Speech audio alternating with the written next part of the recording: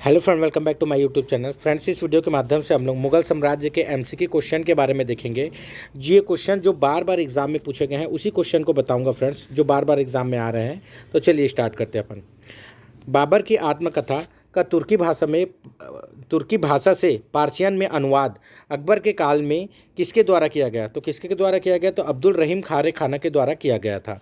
अकबर के दत्तक पुत्र अब्दुल रहीम ने बाबर की आत्मकथा तुझके बाबरी को फारसी भाषा में बाबरनामा के नाम से अनुवाद किया था। क्या किया था? फारसी भाषा में बाबरनामा के नाम से अनुवाद किया था। सेकंड क्वेश्चन देखते हैं, पानीपत के युद्ध में बाबर ने किस युद्ध प्रणाली का प्रयोग किया था? देखिए, ये व्यापम के एग्जाम में आया 2017 में। तो इसका तुगलमा युद्ध नीति का प्रयोग किया गया था। तुगलमा युद्ध नीति का प्रयोग किया गया था। अब इसके इंपॉर्टेंट तथ्य देख लेते हैं। बाबर ने पानीपत के प्रथम युद्ध में तुगलमा पद्धति का उपयोग किया था।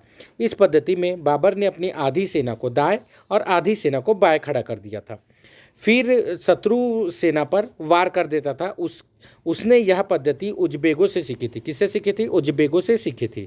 तो हर में आप ध्यान रखिएगा फ्रेंड्स, जो भी मैं क्वेश्चन बता रहा हूँ नीचे में देखना, आप लोग कहीं ना कहीं एग्जाम में पूछा होगा। जैसे ये व्यापम में पूछा है ना, वैसे पूछा होगा। तो चलिए स्टार्ट करते हैं। अयोध्या स्थित बाबरी मस्जिद का निर्माण किसने कराया था? तो मीर बाकी ने कराया था। किसने? मीर बाकी ने कराया था। बाबर भारत के मुगल शासक भारत के मुगल शासक बनने पर जरहुद्दीन मोहम्मद ने खालिस्तान का नाम रखा था। तो इसने क्या रखा था? बाबर नाम रखा था। यानी बाबर का पूरा नाम क्या था? जरहुद्दीन मोहम्मद बाबर था। निम्नलिखित में से किस स्थान पर बाबर ने अफगानों के विरुद्ध युद्ध लड़ा था? तो घग्गर में क्या है? बाबर ने अफगानों के विरुद्ध युद्ध लड़ा था। बाबर ने अफगानों के विरुद्ध युद्ध कहाँ लड़ा था? तो घग्गर में बाबर ने अफगानों के विरुद्ध युद्ध लड़ा था।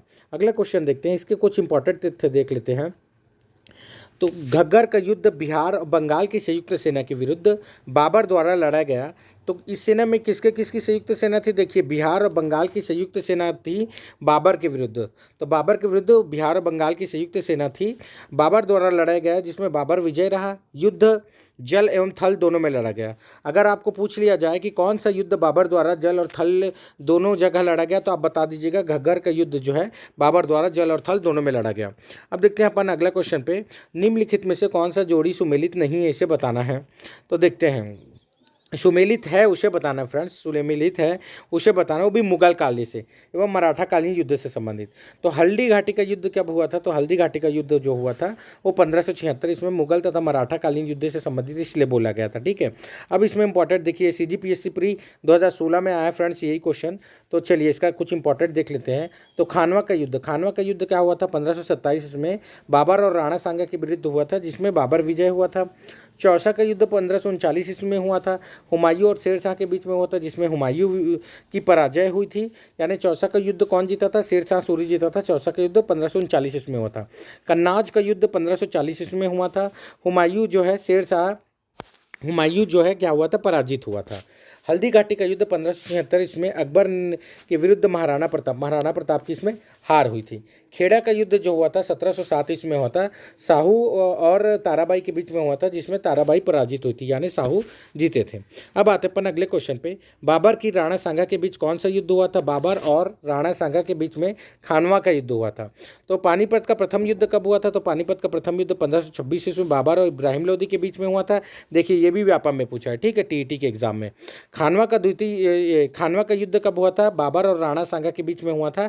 खानवा का युद्ध 1527 इसमें। चंदेरी का युद्ध 1528 में बाबर और मेहंदी राय के बीच में हुआ था। और कन्नौज का युद्ध जो है 1540 में हुमायूं और शेर शाह के बीच में। तो कन्नौज का युद्ध 1540 में हुमायूं और शेर शाह के बीच में हुआ था। भारत में मुगल वंश के संस्थापक कौन थे? तो भारत में मुगल वंश के संस्थापक बाबर थे। देखिए, ये भी एग्जाम पूछा है, ठीक है, CG व्यापम में। बाबर ने पानीपत युद्ध 1526 ईस्वी के द्वारा इब्राहिम लोदी को पराजित कर भारत में मुगल वंश की नींव डाली थी। अगर क्वेश्चन फास्ट हो रहा होगा फ्रेंड्स, तो आप, बहुत सारा क्वेश्चन है इसलिए मैं आपको बता देता हूं कि आप क्या कर दीजिए, उसे 0.75 में, फास्ट हो रहा है तो आप 0.75 में चला लीजिएगा, उसमें क्या होगा, आपको स्लो लग जाएगा। ठीक है, तो अगला क्वेश्चन देखते हैं अपन।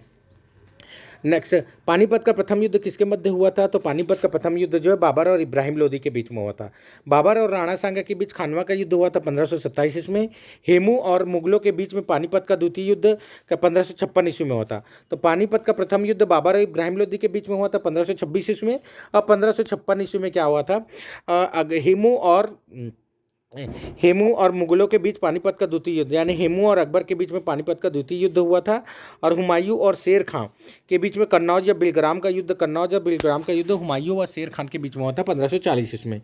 खानवा के युद्ध में कौन पराजित हुआ था? तो राणा सांगा जो है खानवा के युद्ध में पराजित हुआ था। खानवा का युद्ध 17 मार्च 1527 को बाबर और राणा सांगा के मध्य में हुआ था, जिसमें बाबर ने जिहाद का नारा दिया था। ये भी क्वेश्चन एग्जाम में पूछा है फ्रेंड्स कि बाबर ने कौन से युद्ध में जिहाद का नारा दिया था, तो आप बता दीजिएगा। खानवा के युद्ध में बाबर ने क्या किया था? जिहाद का नारा दिया था। इस युद्ध में राणा सांगा पराजित हुआ था। बाबर ने इस युद्ध के बाद गाजी की उपाधि धारण की थी। तो देखिए इस युद्ध में दो इंपॉर्टेंट क्या चीज़ है, तो उसने पहली तो गाजी की उपाधि धारण की थी और दूसरा इसमें जिहाद का नारा दिया था। तो खानवा के युद्ध में क्या हुआ था? गाजी की उपाधि धारण की थी और जिहाद का नारा दिया था। बाबर को भारत पर आक्रमण करने के लिए आमंत्रित करने वाले में से एक आलम खान क्या था? तो आलम खान थे जो थे इब्राहिम खान, जो आलम खां थे इब्राहिम लोदी से संबंधित थे। आलम खां क्या थे? इब्राहिम लोदी से संबंधित थे और दिल्ली के राज सिंहासन के दावेदार थे। तो इब्राहिम लोदी से संबंधित थे और दिल्ली के राज सिंहासन पर दावेदार थे आलम खान।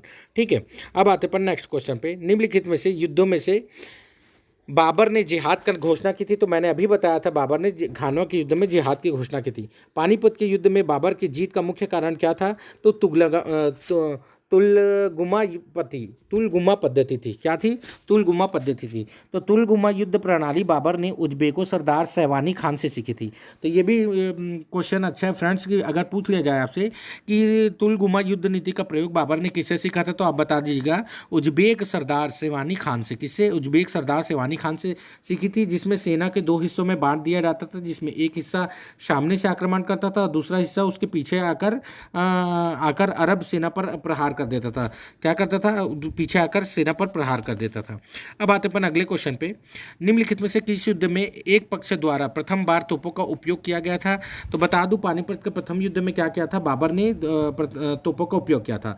तो बाबर ने पानीपत की प्रथम लड़ाई में क्या किया था? तोप युद्ध की तुलगुमा पद्धति का प्रयोग किया था। तोप और युद्ध नीति की तुलगुमा पद्धति का प्रयोग किया था। ठीक है, मैं अभी बाबर का बता रहा हूँ फ्रेंड्स, उसके बाद हुमायूं को बताऊंगा, हुमायूं के बाद अकबर का, फिर शेर शाह, औरंगजेब, फिर मुगल साहित्य, ये सब इसी वीडियो के माध्यम से बताऊंगा। एक वीडियो में पूरा आपका मुगल साम्राज्य कंप्लीट करूंगा मैं। बाबर ने अपने बाबरनामा में किस हिंदू राज्य का उल्लेख किया है? तो मेवाड़ का। बाबर ने अपने बाबरनामा में किस हिंदू राज्य का उल्लेख किया? तो मेवाड़ का उल्लेख किया है। बाबर ने अपने बाबरनामा में मेवाड़ तथा विजयनगर साम्राज्य के हिंदू राजाओं का वर्णन किया है। तो किन दो राजाओं का वर्णन किया है? एक तो मेवाड़ और दूसरा विजयनगर साम्राज्य के हिंदू राजाओं का वर्णन किया है। बाबर की आत्मकथा तुझके बाबरी मुल्लता चुगताई तुर्की में लिखी गई है। तो बाबर की आत्मकथा क्या है? तुझके बाबरी मुल्लता चुगताई तुर्की में लिखी गई है, जिसका बाबरनामा के नाम से अब्दुल रहीम खान ने खाना एवं पायदा खान ने फारसी में अनुवाद किया है। तो फारसी में अनुवाद तुझके बाबरी का फारसी में अनुवाद किसने किया है? तो अब्दुल रहीम खाना ने, और पायंदा खान ने फारसी में अनुवाद किया। अब्दुल रहीम खाना और पायंदा खान ने फारसी में अनुवाद किया है। अगला क्वेश्चन देखते हैं अपन। अब आ गए अपन किससे? शेर शाह सूरी। निम्नलिखित में से किसने पूर्वी बंगाल को हुमायूं के में आ गए थे? पूर्वी बंगाल से लेकर पेशावर तक की सड़क ए आजम कहलाई जाने वाली सड़क कब बनवाई थी? तो द्वितीय अफगान राज्य के संस्थापक शेर शाह सूरी। तो द्वितीय अफगान राज्य के संस्थापक शेर शाह सूरी ने क्या किया था? ग्रैंड ट्रंक रोड यानी GT रोड का निर्माण कराया था। किसने? शेर शाह सूरी ने। इसे ही क्या कहा जाता था? ये पूर्वी बंगाल से पेशावर तक के सड़क ए आजम कहलाती थी। क्या कहलाती थी? सड़क ए आजम कहलाती थी, जो पूर्वी बंगाल से पेशावर तक की थी। ये क्वेश्चन CGPSC प्री 2018 में पूछा है फ्रेंड। अगला क्वेश्चन देखते हैं। निम्नलिखित में से किस युद्ध में शेर शाह ने हुमायूं को पराजित किया तथा भारत में द्वितीय अफगान साम्राज्य की स्थापना की? तो कन्नौज के युद्ध में 1540 ईस्वी में कन्नौज या बिलग्राम के युद्ध में शेर शाह ने हुमायूं को पराजित कर द्वितीय अफगान साम्राज्य की स्थापना की थी। किसमें? कन्नौज के युद्ध के बाद। यह भारत छोड़कर चला गया तथा अमरकोट के शासक वीर साल ने उसे शरण दी थी। तो उसके बाद क्या किया था? वो हुमायूं जो है भारत छोड़कर चला गया था और अमरकोट के शासक वीर साल ने उसे शरण दी थी। ये CG व्यापम और असिस्टेंट स्टेनो के पेपर में आया है। देखिए 2 पेपर में आई है। निम्नलिखित में से किसके बीच चौसा का युद्ध लड़ा गया था? तो चौसा का युद्ध जो है हुमायूं और शेरशाह के बीच में लड़ा गया था। चौसा का युद्ध किसमें? हुमायूं और शेरशाह के बीच में लड़ा गया था चौसा का युद्ध। ये भी फूड इंस्पेक्टर के एग्जाम में आया है, व्यापम में देख लीजिए। तो चौसा का युद्ध 15 जून 1539 ईस्वी को बिहार में गंगा नदी के तट पर शेरशाह सूरी तथा हुमायूं के मध्य लड़ा गया था। शेरशाह सूरी और हुमायूं के मध्य लड़ा गया था। तो चौसा का युद्ध जो है 15 जून 1539 ईस्वी को बिहार में गंगा नदी के तट पर शेरशाह सूरी और हुमायूं के मध्य लड़ा गया था, जिसमें हुमायूं की पराजय हुई। युद्ध में एक भिस्ती ने हुमायूं की जान बचाई थी। युद्ध में एक भिस्ती ने क्या की थी? हुमायूं की जान बचाई थी। युद्ध में किसने? एक भिस्ती ने क्या की थी? हुमायूं की जान बचाई थी। अब आते पर नेक्स्ट क्वेश्चन पे। निम्नलिखित में से किस स्थान पर शेरशाह ने स्वयं का मकबरा निर्मित कराया है? तो शेरशाह ने स्वयं का मकबरा निर्मित करवाया तो सासाराम में क्या किया था? सासाराम ने शेरशाह ने सासाराम बिहार में झील के अंदर एक ऊंचे टीले पर एक मकबरा का निर्मित कराया था। झील के नीचे एक टीले पर एक मकबरा निर्मित कराया था। यह मकबरा हिंदू मुस्लिम वास्तुकला का श्रेष्ठ नमूना है। अगर आपसे एग्जाम में पूछ लिया जाए कि हिंदू मुस्लिम वास्तुकला का श्रेष्ठ नमूना कौन सा है, तो आप बता दीजिएगा कि ये सासाराम का में जो हुमायूं का सासाराम में जो शेरशाह का मकबरा है वह मकबरा। बाहर से मुस्लिम प्रभाव तथा अंदर से हिंदू प्रभाव दिखता है। बाहर से क्या है? मुस्लिम प्रभाव तथा अंदर से हिंदू प्रभाव दिखता है। ये भी क्वेश्चन सीजी व्यापम के स्टेनो के एग्जाम में पूछ चुका है। अगला क्वेश्चन पूछ चुका है। अगला क्वेश्चन देखते हैं। मुगल काल के निम्न युद्धों को कालक्रम में व्यवस्थित कीजिए। तो कालक्रम में व्यवस्थित करना है तो सबसे पहले मैं आपको बता दूं कि खानवा का युद्ध हुआ था। सबसे पहले खानवा का युद्ध हुआ था। उसके बाद घाघरा का युद्ध हुआ था। खानवा का युद्ध 1527 में हुआ था। घाघरा का युद्ध हुआ था। उसके बाद कौन सा युद्ध हुआ था? चौसा का युद्ध हुआ था। और उसके बाद सामूगढ़ का युद्ध हुआ था। चौसा का युद्ध और सामूगढ़ का। तो खानवा, घाघरा, चौसा और सामूगढ़ का युद्ध हुआ था। ये भी CGPSC देखिए प्री में पूछ चुका है 2008 में। अगला क्वेश्चन देखते हैं। इसी में आप रिलेटेड मैं आपको बता देता हूँ कि खानवा का युद्ध जो 1527 में बाबर के विरुद्ध राणा सांगा और बाबर के विरुद्ध हुआ था। घाघरा का युद्ध बाबर और अफगानों के बीच में हुआ था 1529 ईस्वी में। उसके चौसा का युद्ध जो है 1539 ईस्वी में शेरशाह और हुमायूं के बीच में हुआ था। और सामूगढ़ का युद्ध जो है 1658 ईस्वी में। सामूगढ़ का युद्ध कब हुआ था? 1658 ईस्वी में औरंगजेब और दारा सिखों के मध्य हुआ था। औरंगजेब और दारा सिखों के मध्य हुआ था। निम्न में से किस स्थान पर शेरशाह का मकबरा स्थित है? तो शेरशाह का मकबरा क्या है? सासाराम बिहार में स्थित है। देखिए ये क्वेश्चन फिर रिपीट किया है सीजी व्यापम द्वारा। व्यापम जो है क्वेश्चन को रिपीट करता है फ्रेंड्स, कोई सभी एग्जाम क्वेश्चन को रिपीट करता है। 1540 ईस्वी में किस युद्ध में हुमायूं शेरशाह द्वारा बुरी तरह से पराजित हुआ था? तो कन्नौज के युद्ध में क्या हुआ था? हुमायूं जो है शेरशाह द्वारा बुरी तरीके से पराजित हुआ था। तो कन्नौज या बिलग्राम का युद्ध 1540 ईस्वी में हुआ था। इससे पहले इन दोनों के मध्य चौसा का युद्ध 1539 ईस्वी में हुआ था। और चुनार के घेरे का युद्ध भी 1532 ईस्वी में हुआ था। चुनार के घेरे का युद्ध क्या है? 1532 ईस्वी में हुआ था। तो चुनार के घेरे का युद्ध 1532 ईस्वी में हुआ था। कन्नौज और बिलग्राम का युद्ध 1540 ईस्वी में हुआ था। और चौसा का युद्ध 1539 ईस्वी के मध्य में हुआ था। अब देखते हैं दिल्ली में पुराने किले का निर्माण किसने कराया था? तो दिल्ली में पुराने किले का निर्माण जो है वह शेरशाह सूरी ने कराया था। किसने? दिल्ली में पुराने किले का निर्माण शेरशाह सूरी ने कराया था। और साथ ही में वह किले कुन्हा, मस्जिद और शेर मंडल आदि का निर्माण कराया था। साथ ही में क्या किया था? वह किले कुन्हा और शेर मंडल का आदि का निर्माण किसने कराया था? अगर पूछ लिया तो आप बता दीजिएगा शेरशाह सूरी ने कराया था। किले कुन्हा, मस्जिद और शेर मंडल का निर्माण किसने कराया था? शेरशाह सूरी ने कराया था। दिल्ली में पुराने किले के भवनों का निर्माण किसने कराया था? तो शेरशाह ने कराया था। ठीक है। हुमायूंनामा के लेखक कौन थे? तो गुलबदन बेगम जो है वो हुमायूंनामा के लेखक थे। हुमायूंनामा के लेखक कौन है? तो गुलबदन बेगम जो हुमायूंनामा के लेखक है। गुलबदन बेगम जो है बाबर की पुत्री थी। गुलबदन बेगम कौन थी? बाबर की पुत्री थी। उसे अपने सौतेले भाई हुमायूं के जीवन पर लिखी गई पुस्तक हुमायूंनामा के लिए जाना जाता है। तो वो कौन था? अपने सौतेले भाई हुमायूं के जीवन पर लिखी गई पुस्तक हुमायूंनामा के लिए जाना जाता है। किसे? गुलबदन बेगम को। अगला क्वेश्चन देखते हैं अपन। देखिए हुमायूं द्वारा लड़े गए 4 युद्ध। हुमायूं द्वारा लड़े गए 4 युद्धों की तिथि का सही क्रम निर्धारित करना है। तो सबसे पहले हुमायूं द्वारा कौन कौन सा युद्ध लड़ा गया था? तो देख लेते हैं अपन। देवरा का युद्ध लड़ा गया था, फिर चौसा का, फिर बिलग्राम का, फिर सरहिंद का। तो देवरा, चौसा, बिलग्राम और सरहिंद। तो देवरा का युद्ध 1532 ईस्वी में लड़ा गया था। चौसा का 1539, कन्नौज या बिलग्राम का 1540 और सरहिंद का 1555। तो चलिए इसके बारे में कुछ अपन डिटेल से देख लेते हैं। तो कालिंजर अभियान, हुमायूं द्वारा लड़े गए कुछ युद्ध देखते हैं। तो कालिंजर अभियान जो है गुजरात द्वारा 1531 में बहादुर शाह के खिलाफ लड़ा गया था। मैं एक चीज़ बता दूं फ्रेंड्स आपको, इस वीडियो के माध्यम से मैंने पूरा मुगल साम्राज्य कंप्लीट किया है। आप अगर इस वीडियो को देख लेंगे तो मेरी गारंटी आपको मुगल साम्राज्य और देखने की ज़रूरत नहीं है। तो कालिंजर का अभियान क्या है, गुजरात में देखा गया था। अभियान गुजरात में हुआ था जो 1531 में बहादुर शाह के खिलाफ में हुआ था। तो 1531 में बहादुर शाह के खिलाफ किसमें, कालिंजर का अभियान हुआ था बहादुर शाह के खिलाफ में। उसके बाद दोहरिया का युद्ध जो है बिहार में हुआ था 1532, इसमें अफगानों को पराजित किया गया था। अफगानों को पराजित किया था किसने, हुमायूं ने अफगानों को पराजित किया था। चुनारगढ़ का घेरा जो है बिहार में हुआ था 1532 में, हुमायूं ने शेर शाह को बिना पराजित किए छोड़ दिया था। हुमायूं ने शेर शाह को क्या है, बिना पराजित किए छोड़ा। तो चुनारगढ़ का घेरा क्या हुआ था, बिहार में हुआ था 1532 में, हुमायूं ने शेर शाह को बिना पराजित किए छोड़ा। चौसा का युद्ध जो हुआ था, चौसा का युद्ध बिहार में गंगा नदी के तट पर हुआ था। तो ये मोस्ट इंपॉर्टेंट है, ये अभी हाल ही के एग्ज़ाम में भी पूछा गया है फ्रेंड्स, कि व्यापम में जो ऑडिटर का एग्ज़ाम था उसके द्वारा पूछा गया था। तो ये मोस्ट इंपॉर्टेंट क्वेश्चन है कि चौसा का युद्ध बिहार गंगा नदी के तट पर 1539 में हुमायूं द्वारा पराजित हुआ था। हुमायूं क्या हुआ था, पराजित हुआ था किसके द्वारा, शेर शाह के द्वारा। कन्नाज और बिलग्राम का युद्ध भी क्या हुआ था, शेर शाह के द्वारा 1540 में शेर शाह ने हुमायूं को पराजित किया था। और सरहिंद का युद्ध 1555 ईस्वी में हुआ था। इसमें अफगान सेना का नेतृत्व सुल्तान सिकंदर सुर ने और मुगल सेना का नेतृत्व बैरम खान ने किया था। इसमें अफगानों की पराजय हुई थी। इसमें क्या हुई थी, अफगानों की पराजय हुई थी। तो फिर से बता देता हूँ, सरहिंद का युद्ध 1555 ईस्वी में हुआ था, जिसमें से अफगानों का नेतृत्व किसने किया था, सिकंदर सुर ने। अफगानों का नेतृत्व सिकंदर सुर ने किया था और मुगल सेना का नेतृत्व बैरम खान ने किया था। इसमें अफगानों की पराजय हुई थी। इसमें क्या हुई थी, अफगानों की पराजय हुई थी। अब आते हैं अपन अगला क्वेश्चन में, हुमायूं ने चुनार दुर्ग पर प्रथम बार आक्रमण कब किया। तो 1532 ईस्वी में चुनार दुर्ग पर आक्रमण किया और 4 महीने लगातार किले को घेरे रखा। उसने शेर शाह को बिना पराजित किए छोड़ दिया था। उसने क्या किया था, शेर शाह को बिना पराजित किए छोड़ दिया था। मात्र एक मुट्ठी के बाजरे के चक्कर में मैंने अपना साम्राज्य खो दिया होता। इस कथन को आप किस मुगलकालीन शासक से संबंध करेंगे, तो ये शेर शाह से। शेर शाह ने क्या किया था, शेर शाह ने मारवाड़ विजय के संदर्भ में यह वाक्य कहा था, जिसमें वह हारते हारते जीत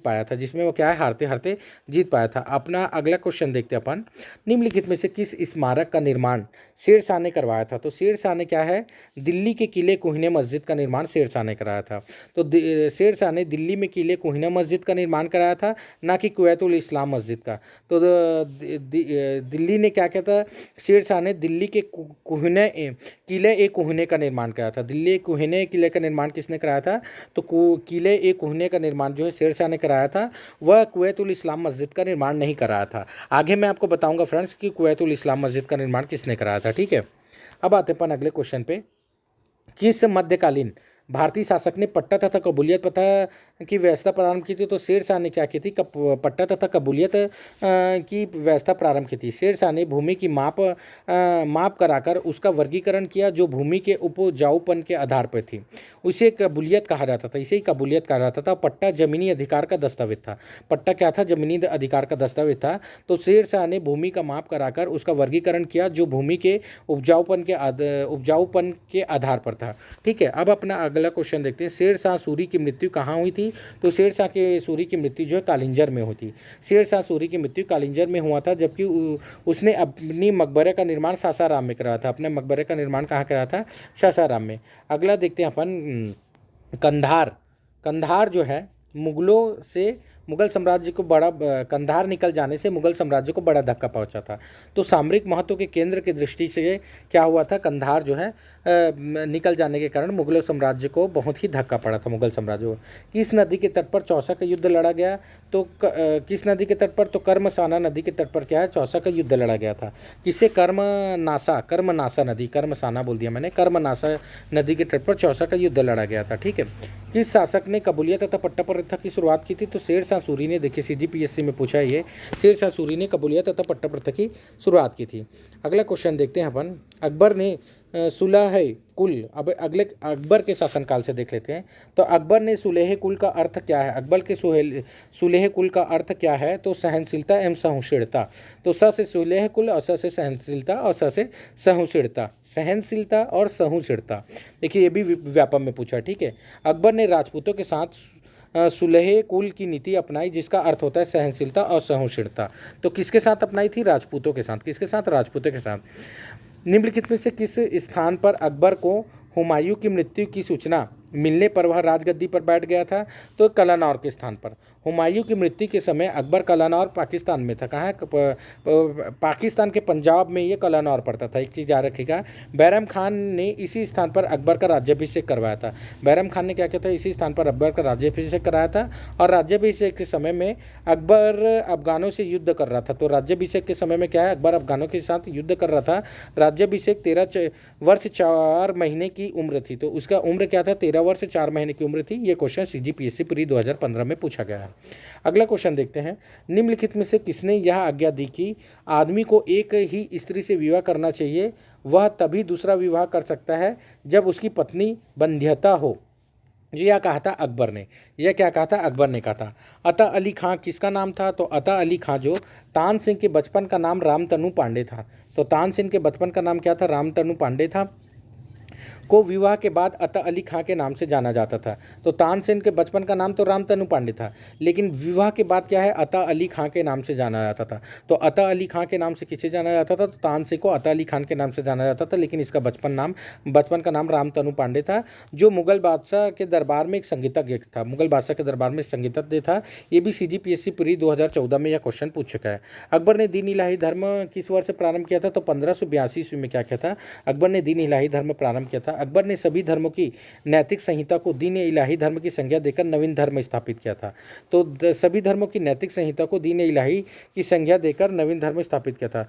सम्राट अकबर द्वारा निम्न में से किस को जरी कलम की उपाधि दी गई थी? तो मोहम्मद हुसैन को क्या है? जरी कलम की उपाधि दी गई थी। किसे? हुसैन को जरी कलम की उपाधि दी गई थी। मोहम्मद हुसैन को जरी कलम की उपाधि दी गई थी।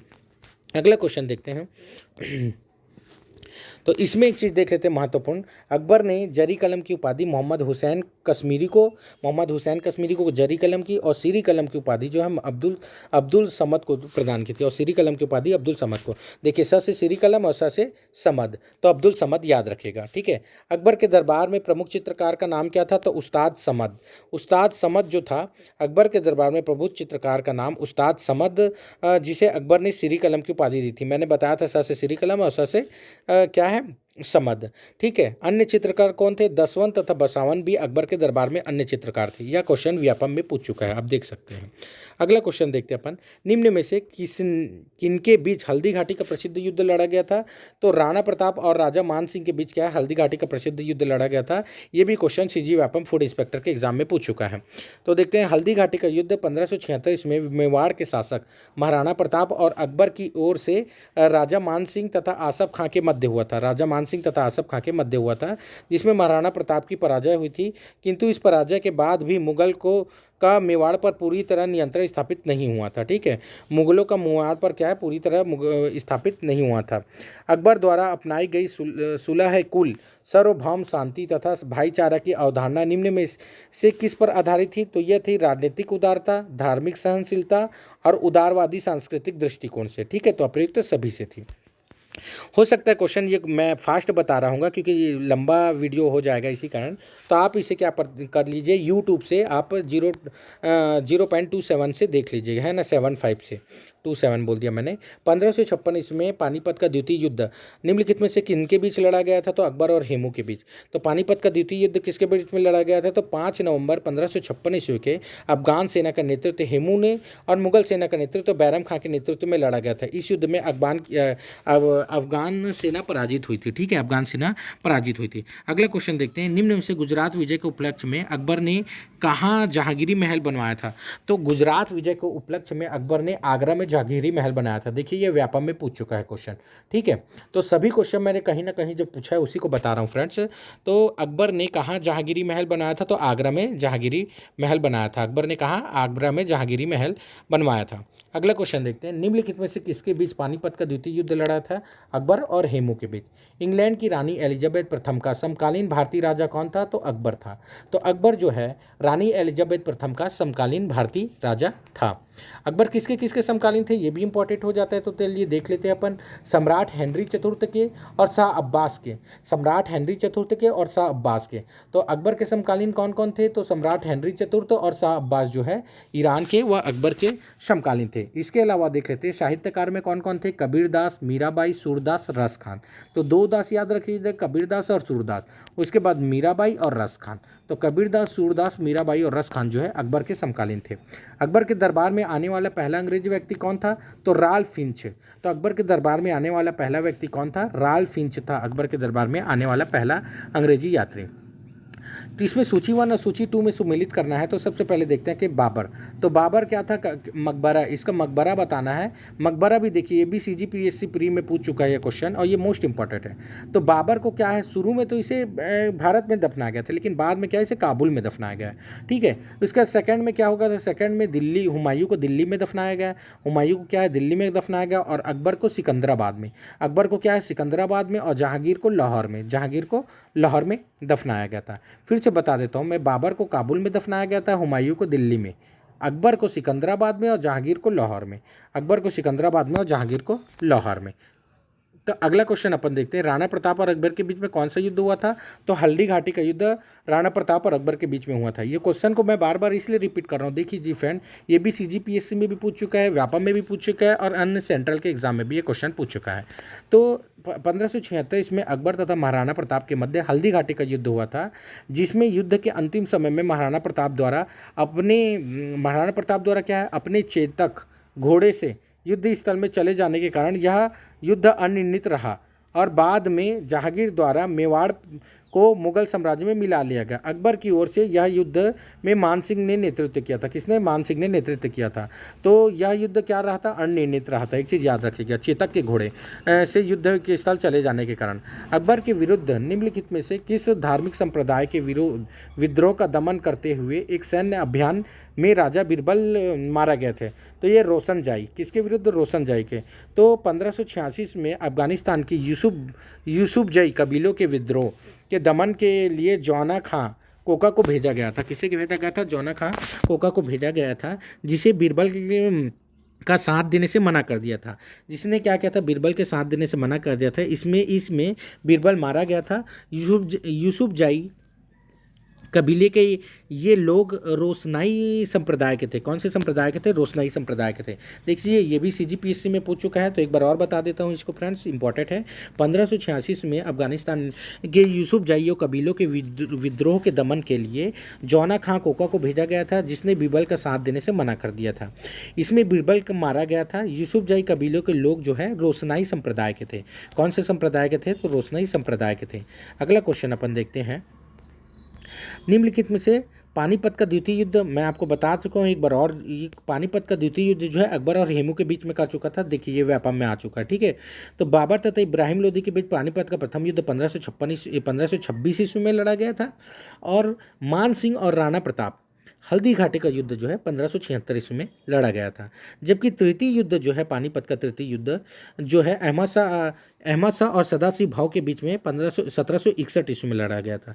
तो अहमद शाह और सदाशिव भाव के साथ पानीपत का तृतीय युद्ध 1761 ईस्वी में लड़ा गया था, याद रखिए। ठीक है, पानीपत का प्रथम युद्ध जो 1526, पानीपत का द्वितीय युद्ध 1556, और पानीपत का तृतीय युद्ध 1761 ईस्वी में लड़ा गया था। ठीक है, अब आते अपन अगले क्वेश्चन में। मुगल सम्राट ने फतेहपुर सिकरी में बुलंद जम राजा बनवाया था, तो किसने बनाया था, अकबर ने।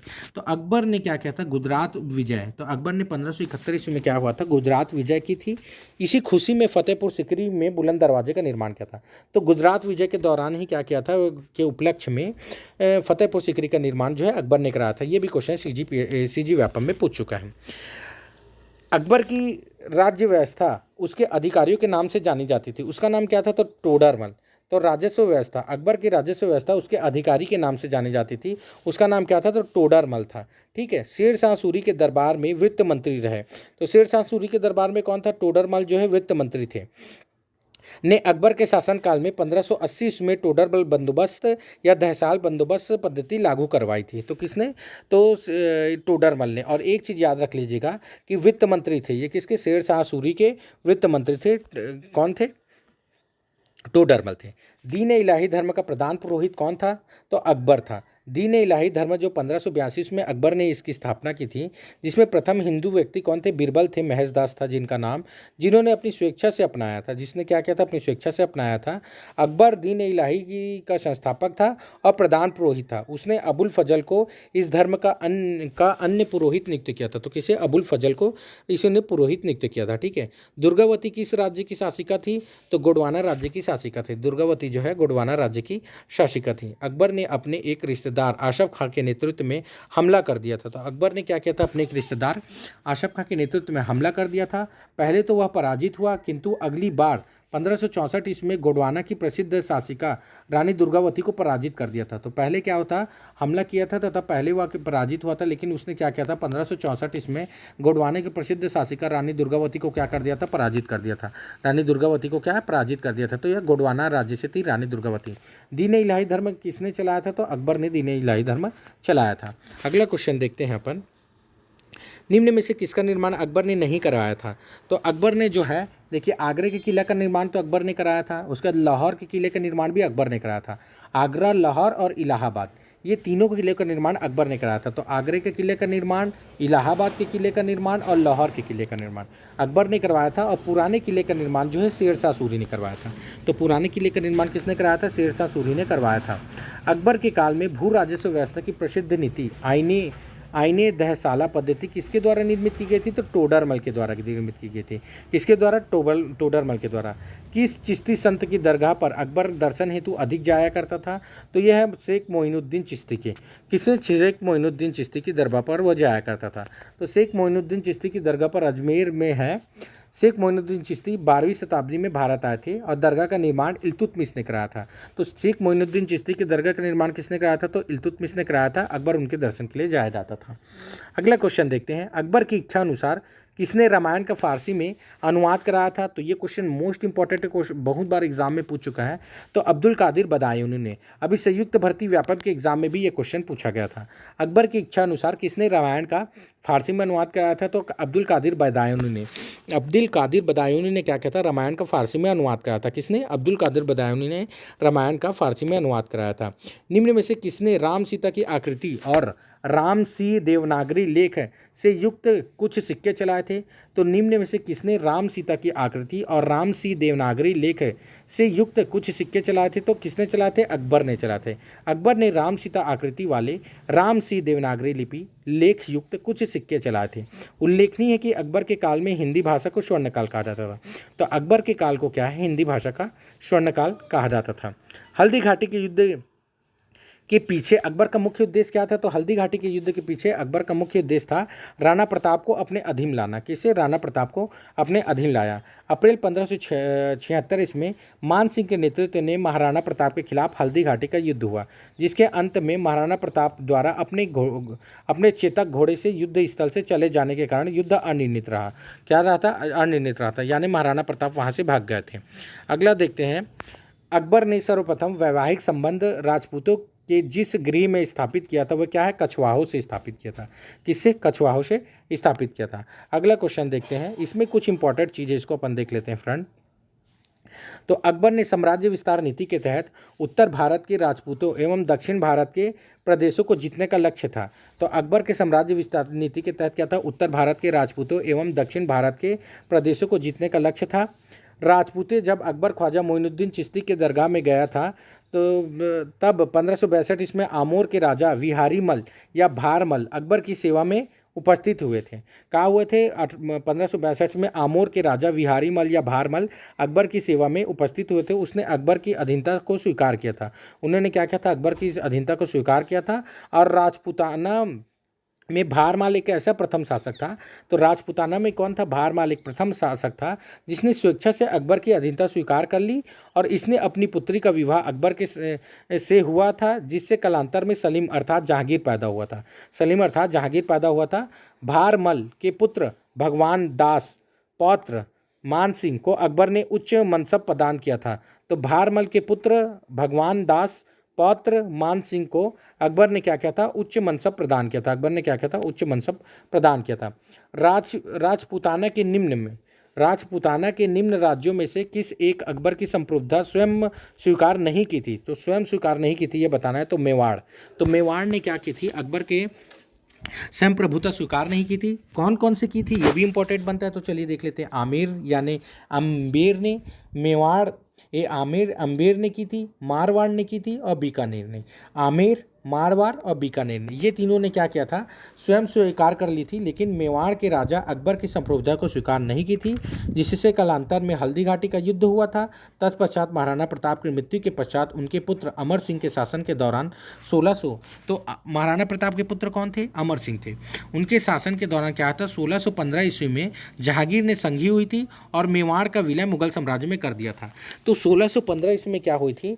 तो जहांगीर और अमर सिंह के मध्य संधि हुई थी। जहांगीर और अमर सिंह के मध्य क्या होती? 1615 ईस्वी में संधि हुई थी, जिसमें मेवाड़ का विलय जो है जहांगीर ने किया था। अगर क्वेश्चन आपसे पूछ लिए कि मेवाड़ का मुगल साम्राज्य में विलय किसके शासनकाल में हुआ और कब हुआ था, तो आप बता दीजिएगा 1615 ईस्वी में जहांगीर के शासनकाल में हुआ था, अमर सिंह के साथ संधि करने पर।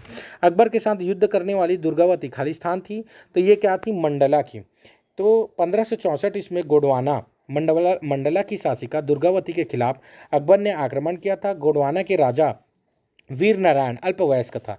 तो गोंडवाना का राजा कौन था उस समय? वीर नारायण थे, जो अल्पवयस्क थे, जिसके कारण उसकी माता दुर्गावती ने इसके नाम से शासन करती थी। उसकी माता क्या थी? दुर्गावती इसके नाम से शासन करती थी मंडला में। कौन? मंडला में दुर्गावती। अकबर की लोकप्रियता के कारण क्या थी? तो अकबर की लोकप्रियता का कारण था पहले तो उसकी मनसबदारी प्रथा, दूसरा उसकी धार्मिक नीति, तीसरा भू राजस्व और चौथा सामाजिक सुधार। ये चारों के कारण क्या है? अकबर जो है लोकप्रिय था। तो अकबर ने 1562 ईस्वी में दास प्रथा जैसी सामाजिक कुरीतियों अकबर ने क्या किया था? 1562 ईस्वी में दास प्रथा जैसे सामाजिक कुरीतियों को, 1563 ईस्वी में क्या है?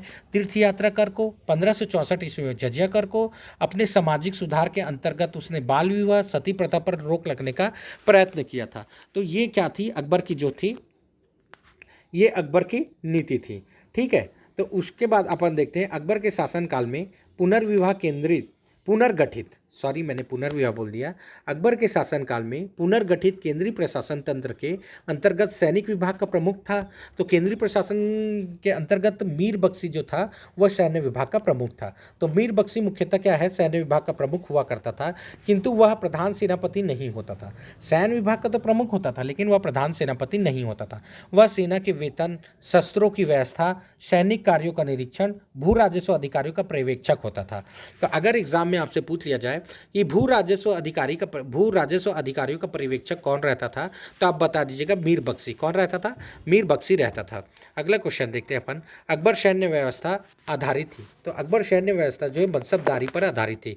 अकबर सैन्य व्यवस्था जो है मनसबदारी पर आधारित थी। तो इसके बारे में, मनसबदारी के बारे में एक इंपॉर्टेंट देख लेते हैं। सैन्य सुधार के तहत अकबर महान ने चंगेज खां के दशमलव प्रणाली पर आधारित 1562 ईस्वी में मनसबदारी या सैन्य व्यवस्था लागू किया था। अब आप पूछेंगे चंगेज खां, तो ये मंगोल से संबंधित था, इसको याद रखिएगा। ठीक है।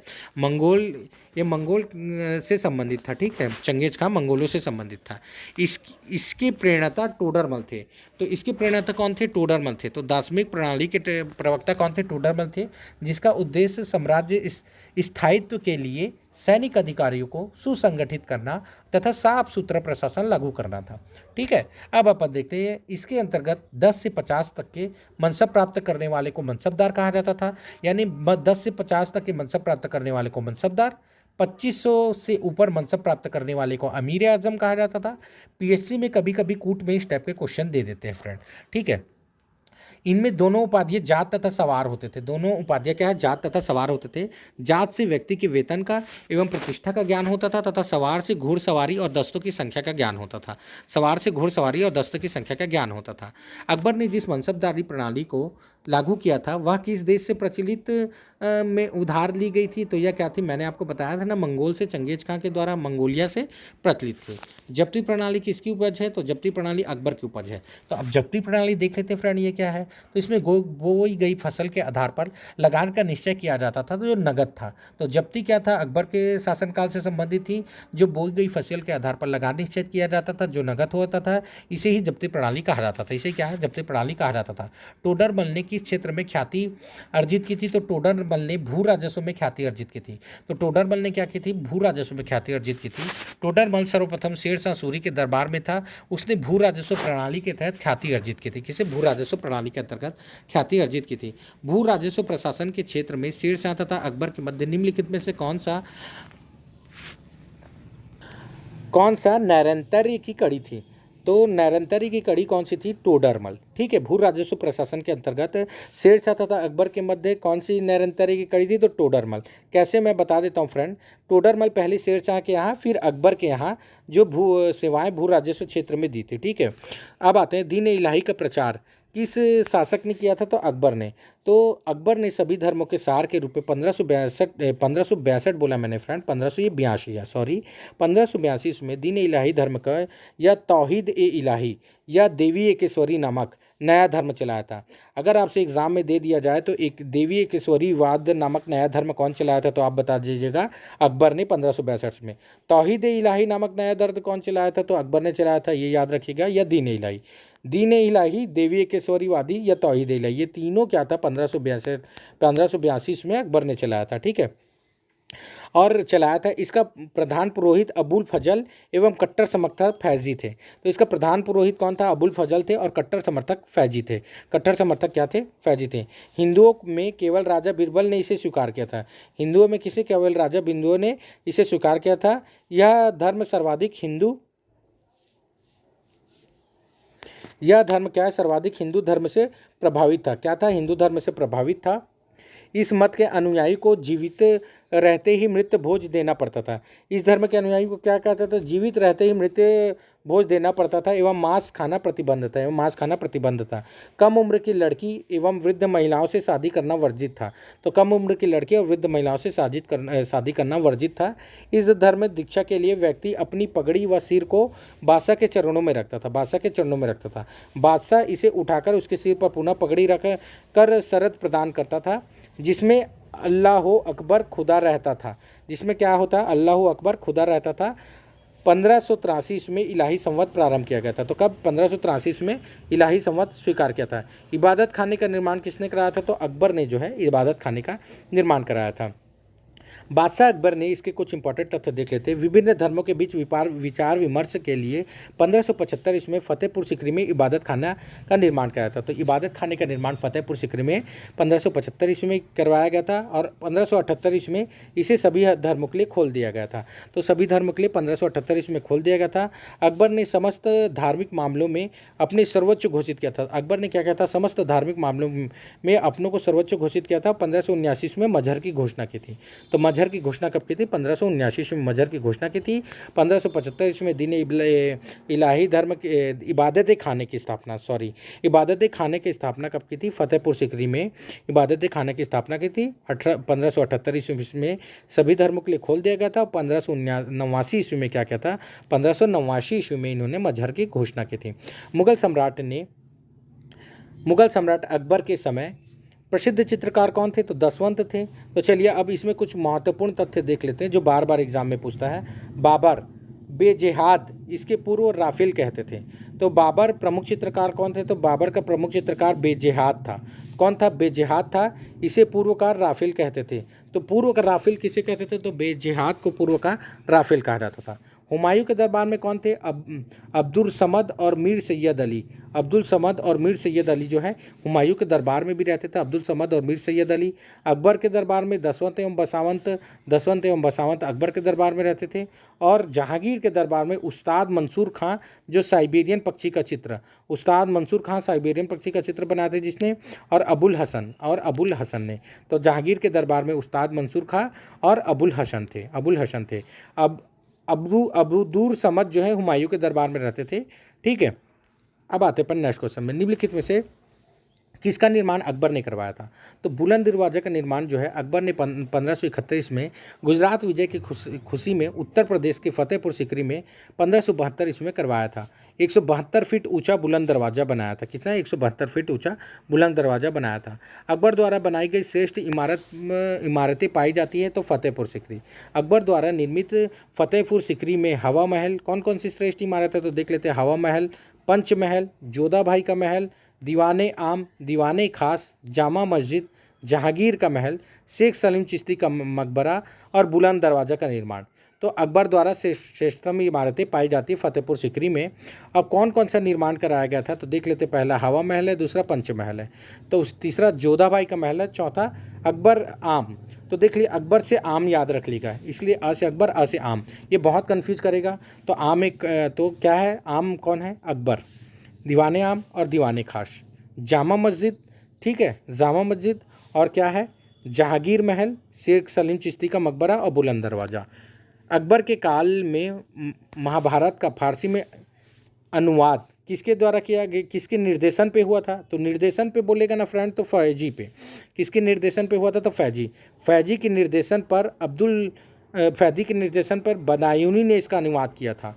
तो इसका नाम रज्जानामा रखा था। तो देख लीजिएगा, यहाँ पर कन्फ्यूज़ आपका दूर हो जाएगा। तो निर्देशन आपका पूछ लिया तो फैजी बोलिएगा, लेकिन अगर आपसे अनुवाद पूछा तो आप क्या बोलिएगा, इसका अनुवाद जो है वह बदायूनी ने किया था। किसने, बदायूनी ने, और उसका नाम रखा था रज्जानामा। यही क्वेश्चन अभी पूछा था कि महाभारत का फारसी में अनुवाद किसके द्वारा किया गया था, तो ये बदायूनी के द्वारा किया गया था। ये क्वेश्चन पूछा गया था किसमें, व्यापम के एग्जाम में। तो चलिए अब देखते हैं इंपॉर्टेंट चीज़। अबुल फजल की हत्या शहजादा सलीम ने निम्नलिखित में से किससे करवाई थी, तो अब इसमें देते हैं वीर सिंह बुंदेला से करवाई थी। क्यों करवाई थी ये भी देख लेते हैं। अबुल फजल ने शहजादा सलीम यानी जहांगीर के राजगद्दी हासिल करने के प्रयासों को विफल कर उसका विरोध किया था। तो अबुल फजल ने क्या किया था, शहजादा सलीम जहांगीर के राजगद्दी हासिल करने के प्रयासों को विफल कर उसका विरोध किया था। इसलिए दक्कन में जब दक्कन में अबुल फजल लौट रहा था तो सलीम ने उसकी हत्या वीर सिंह बुंदेला से करवा दी थी। उसकी हत्या क्या की थी, वीर सिंह बुंदेला से करवा दी थी। इनमें किस मुगल सम्राट ने फतेहपुर सीकरी में बुलंद दरवाज़ा का निर्माण कराया था, तो अकबर ने। CGPSC में यह क्वेश्चन पूछ चुका है। अब एक चीज़ और देख लेता हूँ मैं, एग्जाम में जो बार बार पूछे जाता है, मध्यकालीन विदेशी यात्री। तो चलिए देखते हैं। तो मार्को पोलो जो था वह इटली का था, जो 1586 ईस्वी में पांड्य राज्य का राजवंश था, ठीक है। तो विदेशी यात्री मार्को पोलो इटली के समय में पांड्य राजवंश के समय में आया था। कब है, इटली का जो निवासी था मार्को पोलो किस राजा पांड्य राजवंश के समय 1286 ईस्वी में आया था। इब्न बतूता मोरक्को का यात्री था, जो मोहम्मद बिन तुगलक के शासनकाल में आया था 1333 ईस्वी में। उसके बाद आ गया निकोलो कोंडी। ये क्वेश्चन पूछ चुका है ऑडिटर के एग्जाम में, तो आप जाके देख सकते हैं। ऑडिटर 2018 का जो एग्जाम हुआ था उसमें पूछ चुका है। निकोलो कोंडी इटली का यात्री जो है देवराय प्रथम के शासनकाल में। तो देवराय प्रथम के शासनकाल में 1420 ईस्वी में कौन आया था, निकोलो कोंडी। जबकि अब्दुल रज्जाक जो है ईरान का जो है देवराय द्वितीय के शासनकाल में 1442 ईस्वी में आया था। उसके बाद अर्थनियाकस निकेतन। किसने, अर्थनियाकस निकेतन, जो रूसी का यात्री था, वो बम्हनी शासकों के शासनकाल में 1471 ईस्वी में आया था। किसके शासनकाल में आया था, अर्थनियाकस निकेतन जो है रूसी यात्री था, जो 1471 ईस्वी में बम्हनी शासक के समय में आया था। उसके बाद अपन देखते हैं एडुअर्डो बारबोसा जो है पुर्तगाली यात्री था। एडुअर्डो बारबोसा जो 1516 ईस्वी में कृष्णदेवराय के शासनकाल में आया था। कृष्णदेवराय के शासनकाल में आया था। उसके बाद डोमियस पायस जो है पादरी जब था, ये पुर्तगाली जो है 1520 ईस्वी में कृष्णदेवराय के शासनकाल में आया था। और नुन्निज जो है सौदागर था पुर्तगाल का, 1535 ईस्वी में अच्युत देवराय के शासनकाल में आया था। किसके, अच्युत देवराय के शासनकाल में आया था। राल्फ विंच जो है प्रथम अंग्रेज था, ब्रिटेन का था, जो 1591 ईस्वी में अकबर के शासनकाल में आया था। उसके बाद कैप्टन हॉकिंस, ये भी बहुत ज़्यादा पूछ चुका है एग्जाम में, जहांगीर के शासनकाल में आया था 1618 ईस्वी में। सर टॉमस रो जो है वह ब्रिटेन में 1615 ईस्वी में जहांगीर के शासनकाल में आया था, ब्रिटेन से संबंधित था। उसके बाद ट्रेविनियस जौहरी था।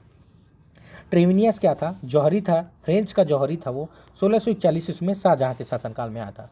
तो देख लीजिएगा, शाहजहाँ के शासनकाल में कौन आया था, ट्रेविनियस था, जो जौहरी था, फ्रेंच था, 1641 ईस्वी में आया था। औरंगजेब के शासनकाल में कौन चिकित्सा था इटली का, कौन था, मनुची जो था इटली का चिकित्सक था, जो 1656 ईस्वी में औरंगजेब के शासनकाल में आया था।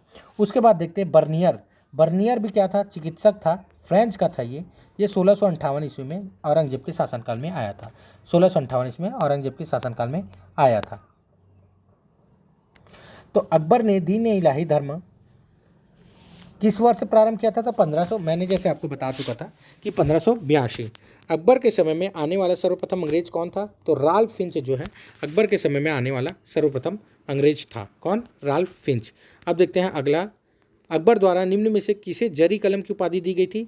तो मोहम्मद हुसैन को क्या है? जरी कलम की उपाधि दी गई थी। कौन सा इसमें सुमेलित नहीं है ये बताना है। तो जहांगीर के समय में मैंने आपको बताया था विलियम हॉकिंस आया था। उसके बाद अकबर के समय में कौन आया था? राल्फ फिंच आया था। टॉमस रोबी जहांगीर के समय में आया था। ठीक है। शाहजहां के समय में ट्रेविनियस आया था। औरंगजेब के समय में मनुची आया था। निम्नलिखित में से कौन अकबर के नवरत्नों में से एक नहीं था? तो कौन था? कालिदास जो थे वह अकबर के समकालीन थे, लेकिन अकबर के नवरत्नों में से एक नहीं थे। तो कौन कौन थे? राजा बीरबल थे, राजा टोडरमल थे और फैजी थे। उसके बाद देखते हैं निम्नलिखित में कौन सा एक तथ्य ऐसा है जो अकबर को राष्ट्रीय सम्राट सिद्ध करने के लिए सहायक नहीं है। तो सहायक नहीं है ये बताना है। अकबर ने इस्लाम धर्म को त्याग कर दिया था, यह जो है सहायक नहीं है। बाकी सब जो है वह सहायक है। जैसे प्रशासन की एकता एवं कानून की एकरूपता, ये सहायक है। अकबर द्वारा सांस्कृतिक एकता, ये सहायक है। अकबर की धार्मिक नीति, ये सहायक है। अगला क्वेश्चन देखते हैं, मुगल सम्राट अकबर से संबंधित निम्नलिखित कथनों पर विचार कीजिए तथा सही उत्तर का चयन कीजिए। तो सही उत्तर का चयन करना है, तो मैं इसमें आपको डायरेक्ट सही उत्तर बता देता हूँ फ्रेंड। अबुल फजल ने आईने अकबरी के लेखक थे। अबुल फजल क्या थे? आईने अकबरी के लेखक थे। कौन? अबुल फजल। अबुल फजल जो है आईने अकबरी के लेखक थे। अगला क्वेश्चन देखते हैं, वो भी क्वेश्चन CGPSC में पूछ चुका है और ये भी क्वेश्चन देखते हैं अपन, तो CG व्यापम में यह क्वेश्चन पूछ चुका है। निम्नलिखित में से जहांगीर के दरबार में कौन आया था? तो मैंने आपको बता दिया गया था कि कैप्टन हैकिंस जो है वह कंपनी के प्रतिनिधित्व के रूप में 1608 ईस्वी में जहांगीर के दरबार में आया था। 1608 ईस्वी में, यह व्यापम के एग्जाम में पूछ चुका है। अगला क्वेश्चन देखते हैं, निम्नलिखित में से किस मुगल सम्राट बादशाह ने, यानी मुगल सम्राट या बादशाह ने के समय में चित्रकला पर यूरोपीय प्रभाव अधिक परिलक्षित था? तो यह जहांगीर के समय में था। ये भी CG व्यापम के क्वेश्चन में आ चुका है, व्यापम क्वेश्चन में। ठीक है। तो मुगल बादशाह जहांगीर के समय में चित्रकला पर यूरोपीय प्रभाव परिलक्षित हुआ। इसी के काल में चित्रकला का सर्वाधिक विकास हुआ, जिस कारण जहांगीर के काल को चित्रकला का स्वर्ण युग कहा जाता है। तो ये भी क्वेश्चन बहुत बार पूछ चुका है कि किस मुगल साम्राज्य के कार्यकाल को चित्रकला का स्वर्ण युग कहा जाता है? तो जहांगीर कला का। हिंदी का स्वर्ण युग किसे कहा जाता है? अकबर के शासनकाल को। स्थापत्य कला का स्वर्ण युग किसे कहा जाता है? तो शाहजहां के शासनकाल को। इसके बाद अपन शाहजहां देखेंगे। ठीक है। निम्नलिखित में से किस मुगल बादशाह के शासनकाल में भारतीय चित्रकला में यूरोपीय प्रभाव परिलक्षित था? तो मैंने अभी बताया था जहांगीर। देख लीजिए CG व्यापम में ये 2 बार पूछ चुका है क्वेश्चन। ठीक है, इसलिए मैंने डबल रिपीट किया। इकबाल नामा ए जहांगीरी, इकबाल नामा ए जहांगीरी के लेखक कौन है? तो कौन है? मुतमाद खां। कौन है? मुतमाद खां है। CG व्यापम क्वेश्चन में पूछ चुका है। तो इकबाल नामा जहांगीरी के लेखक कौन है? मुतमाद खां। जहांगीर के दरबार में पक्षियों का सबसे बड़ा चित्रकार कौन था? मंसूर। तो मंसूर क्या था? पक्षियों का सबसे बड़ा चित्रकार था। जहांगीर के दरबार में पक्षियों का सबसे बड़ा चित्रकार मंसूर था। अब देखते हैं, मुगल बादशाह ने तंबाकू के प्रयोग को निषिद्ध किया। तो जहांगीर ने जो है तंबाकू के प्रयोग को निषिद्ध कर दिया गया था। ये CGPSC में पूछा है ये क्वेश्चन। तो पुर्तगालियों द्वारा 1605 ईस्वी में तंबाकू भारत लाया गया था। इसके बाद ही तंबाकू भारत में जन समाज में लोकप्रिय होता गया। इसकी लत लोगों को लगने लगी। इस सब कारणों को देखते हुए बादशाह ने क्या किया था? जहांगीर ने 1617 ईस्वी में नुकसानदेह आहत से बचने के लिए तंबाकू पर प्रतिबंध लगा लिया था। अगर एग्जाम में पूछ लिया जाए कि जहांगीर ने तंबाकू पर प्रतिबंध कब लगा लिया था, तो आप बता दीजिएगा 1617 ईस्वी में लगा दिया था। अब अपन देखते हैं अगला क्वेश्चन पे। निम्नलिखित में से मुगल बादशाह के शासनकाल में चित्रकला अपने सर्वोच्च शिखर पर थी? जहांगीर के। तो चलिए देखते हैं, जहांगीर के समय में कुछ चित्रकार को देख लेते हैं, क्योंकि ये बहुत बार एग्जाम में पूछता है। देखिए CG व्यापम के एग्जाम में भी पूछा है। तो अबुल हसन, तो अबुल हसन जो थे वह प्रमुख चित्रकार थे। कौन? अबुल हसन। उसके बाद उस्ताद मंसूर जो थे, उस्ताद मंसूर साइबेरिया का बिरला सारस का चित्र बनाया था। तो साइबेरिया के बिरला सारस का अगर एग्जाम में पूछ लिया जाए चित्र किसने बनाया था, तो आपने बता दीजिएगा कि उस्ताद मंसूर ने बनाया था। इस कारण जहांगीर के काल को चित्रकला का स्वर्ण काल कहा जाता है। इसी कारण क्या है? जहांगीर के काल को चित्रकला का स्वर्ण काल कहा जाता है। अकबर के समय में प्रबुद्ध साहित्यकार कौन थे? तो अकबर के समय में प्रमुख साहित्यकार देख लेते हैं। तुलसीदास, सूरदास, मीराबाई, समझे, मलिक मोहम्मद जायसी हो गया, रस खान हो गया और सेनापति आदि की रचनाएं के कारण हिंदी साहित्य का स्वर्णकाल कहा जाता है। ठीक है। अब आते पर नेक्स्ट क्वेश्चन पे। शाहजहाँ के प्रमुख भवन निर्माण के कारण इसके स्थापत्य कला, मैंने जैसे पिछले में बता दिया था। जहांगीर के चित्रकला कौन थे? तो अबुल हसन और अका रजा। ठीक है, अबुल हसन और अका रजा थे, वो जहांगीर के प्रसिद्ध चित्रकार थे, अबुल हसन और अका रजा। अब्दुल समद और मीर सैयद अली अकबर के दरबार के चित्रकार थे। तो अब्दुल समद और मीर सैयद अली जो है, अब्दुल समद और मीर सैयद अली क्या कौन थे? मीर सैयद अली अकबर के चित्रकार थे। किसके? अकबर के चित्रकार। जबकि अबुल हसन और अका रजा जहांगीर के चित्रकार थे। जहांगीर का विरोध किया था, किसने जहांगीर का विरोध किया था? तो इसमें बता दूं आपको, सबसे पहले खुर्रम ने जहांगीर का विरोध किया था, उसके बाद महाबत खान ने और खुसरो ने। तो खुर्रम, खुसरो और महाबत खान ने जहांगीर का विरोध किया था। किसने? खुर्रम, खुसरो और महाबत खान ने जहांगीर का विरोध किया था। तो देख लेते हैं, जहांगीर के दोनों बेटे खुर्रम शाहजहां और खुसरो ने विद्रोह कर दिया था। साथ ही महाबत खान ने भी इनका विरोध किया था। तो खुर्रम, खुसरो और शाहजहां ने महाबत खान ने इनका विरोध किया था। खुर्रम, खुसरो और महाबत खान ने। दो अस्पा सीब अस्पा प्रथा की शुरुआत किसने की थी? तो जहांगीर ने। सैन्य सुधारों के तहत अकबर ने चंगेज खां की दशमलव प्रणाली पर आधारित 1572 ईस्वी में मनसबदारी प्रथा सैन्य व्यवस्था लागू किया था, जिसका उद्देश्य साम्राज्य स्थायी के लिए सैनिकों को अधिकार को संगठित करना था। इसको पहले मैंने बता चुका है। इसके बाद देख लेते हैं कि अकबर के बारे में मैंने आपको बता चुका है पहले। जहांगीर ने सवार में 2 अस्पा और सिंह अस्पा के बारे में जोड़ दिया था। अगला क्वेश्चन देखते हैं अपन। ईस्ट इंडिया कंपनी ने जहांगीर के दरबार में निम्न में से किसे भेजा था? तो ईस्ट इंडिया कंपनी ने हॉकिंस को भेजा था। किसे? हॉकिंस को भेजा था। तो कैप्टन हॉकिंस इंग्लैंड के सम्राट जेम्स प्रथम का पत्र लेकर जहांगीर के दरबार में उपस्थित हुआ था। इस पत्र का शीर्षक था फ्रेंड्स। इस पत्र का शीर्षक क्या था? फ्रेंड्स था। तो जहांगीर के पत्र, मतलब जो जहांगीर के लिए जो पत्र लाया था उसका शीर्षक कौन था? फ्रेंड्स था।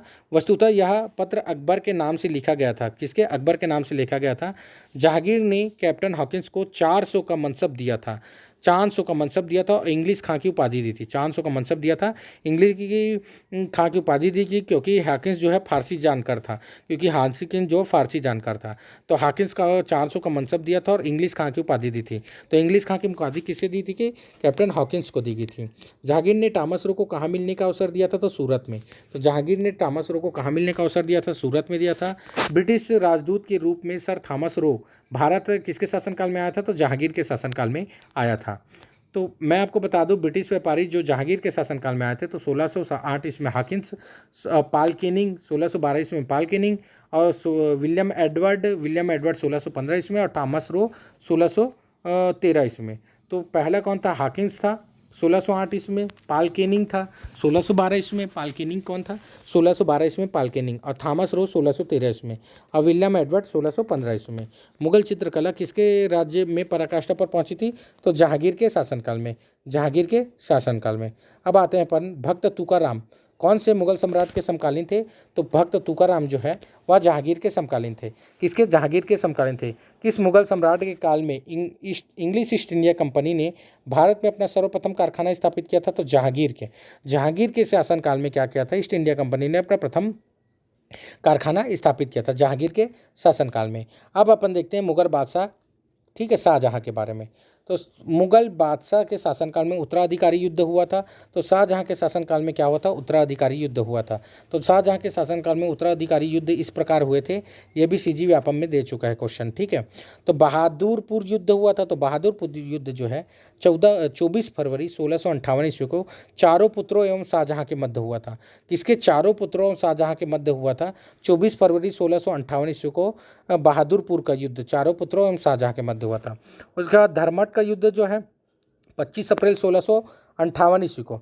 तो धर्मट का युद्ध कब हुआ था? 25 अप्रैल 1658 ईस्वी को दारा मुराद बख्श व औरंगजेब के मध्य हुआ था। तो किसके किसके मध्य हुआ था? तो धर्मट का युद्ध जो है 25 अप्रैल 1658 ईस्वी के दारा मुराद बख्श व औरंगजेब के मध्य हुआ था। दारा मुराद बख्श व औरंगजेब के मध्य हुआ था। सामूगढ़ का युद्ध जो है वह 1658 ईस्वी में औरंगजेब व दारा सिकों के मध्य हुआ था। सामूगढ़ का युद्ध जो है 1658 ईस्वी में औरंगजेब व दारा सिकों के मध्य हुआ था। सामूगढ़ का युद्ध जो है 1658 ईस्वी में औरंगजेब व दारा सिकों के मध्य हुआ था। उसके बाद में इसमें देवराई का युद्ध, तो देवराई का युद्ध जो है 59 ईस्वी में औरंगजेब व दारा सिकों के मध्य हुआ था।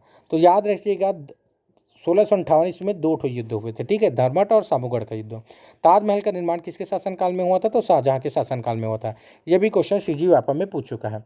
शाहजहां ने अपने बेगम मुमताज की याद में ताजमहल आगरा बनवाया था, जिसकी योजना उस्ताद अहमद लोहारी ने और जिसका निर्माण उस्ताद ईसा खान ने कराया था। तो निर्माण किसने कराया था? ईसा खान ने कराया था, और योजना जो है वह अहमद लोहारी ने कराया था। योजना जो है अहमद लोहारी ने कराया था। निम्न शासकों में से किस एक के समय में उपनिषदों को फारसी में रूपांतरित किया गया था? तो उपनिषदों को फारसी में उपनिषदों का फारसी में अनुवाद किसने किया था? शाहजहां के समय में हुआ था। 52 उपनिषदों का रूपांतरण जो है 52 दारा सिकों ने सिर्रे अकबर नाम से करवाया था। तो महान रहस्यों की पुस्तक भी कहा गया था इसे।